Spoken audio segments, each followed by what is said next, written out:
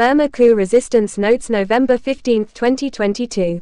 A breaking story this afternoon says the Karen Army KNLA fired 3 rockets into a junta air base and headquarters in Magway in western Burma, at least 150 kilometers outside of Kawthoolei.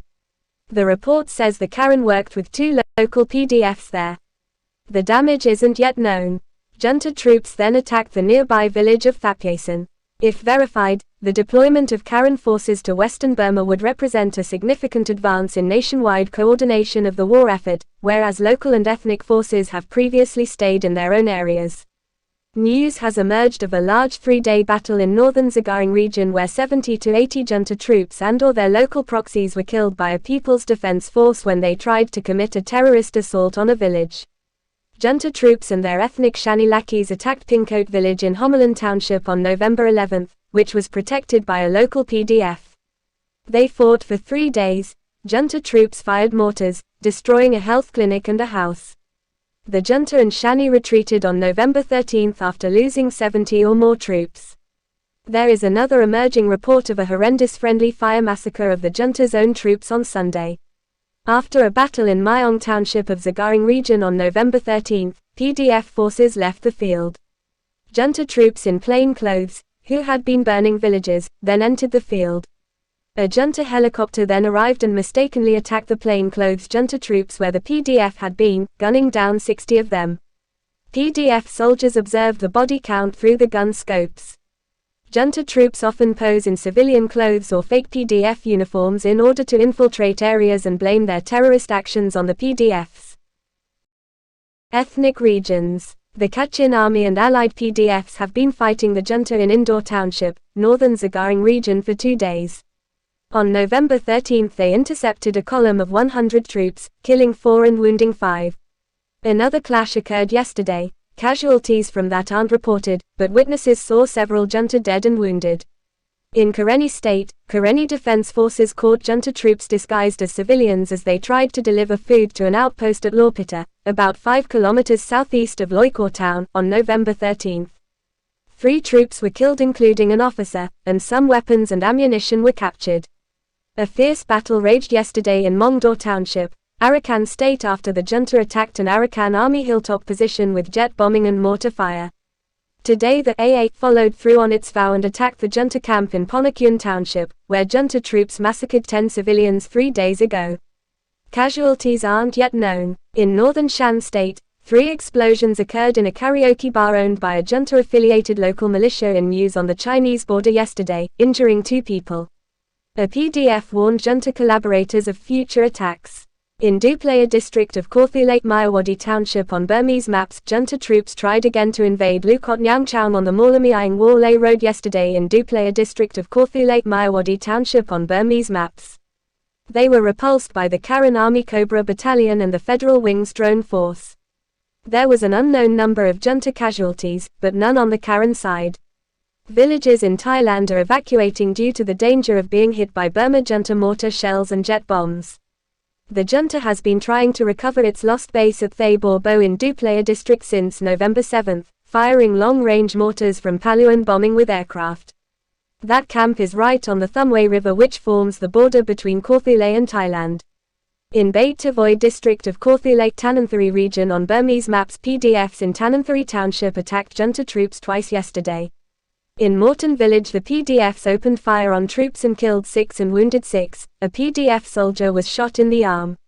A short time later another PDF attacked troops in Bodicum village and killed 3 of them. The PDF now controls the bridge at Bodicum. In Longlone township junta troops invaded a monastery and dragged away the abbot, another monk, and 3 monk apprentices yesterday, accusing them of supporting a PDF. In Palor, the junta drone bombed a middle-aged couple selling their wares along a road today, injuring both of them. The husband is in critical condition. A PDF called the Yimorn State Monsters opened fire on a junta battalion stationed in Yi Town today with grenades and small arms, seriously wounding 4 troops. The monsters say the troops were too weak to fight back, since many of them were redeployed to Arakan State when fighting resumed there.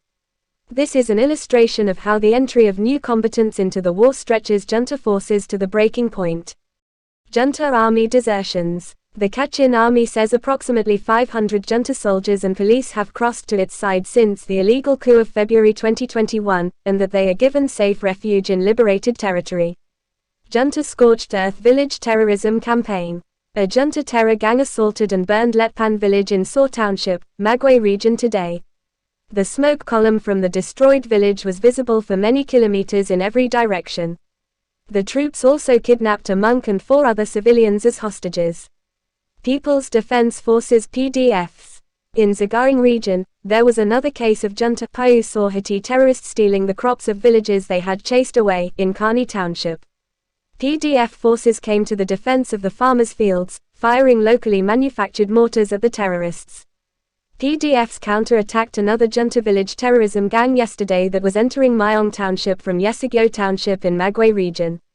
As smoke rose from a village torched by the troops, the PDFs fired and killed 5 of them, provoking a helicopter attack that failed to harm any PDF soldiers.